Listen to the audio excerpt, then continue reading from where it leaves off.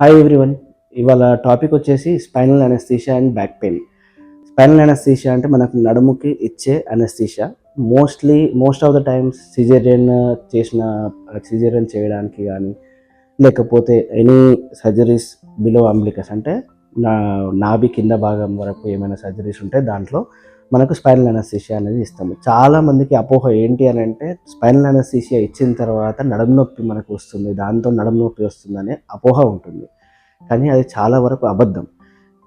అదొక అపోహ మాత్రమే. ఎందుకు అని అంటే స్పైనల్ అనస్థీషియా మనం ఇచ్చేది చాలా అంటే చాలా సన్నటి నీడిల్‌తో ఇస్తాము. ఆ వెంట్రుక మందం ఉంటుంది నీడిల్. ఇంతకు ముందు పూర్వం చాలా పెద్ద నీడిల్‌తోని ఇచ్చేవారు.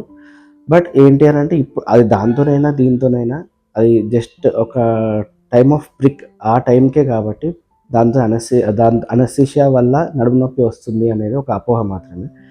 ఎందుకొస్తుంది నడుము నొప్పి అనంటే, ఫస్ట్ ఒకటి ఏంటి అంటే, స్పైనల్ ఇచ్చిన తర్వాత పెయిన్ మాక్సిమం అంటే 7 డేస్ వరకు ఉంటుంది అంతే. ఒకవేళ కొంతమందికి.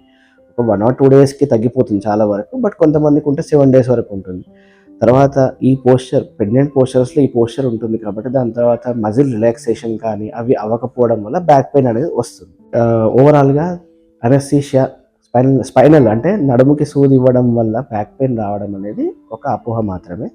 సో దీని గురించి వరి అవ్వద్దు. Thank you.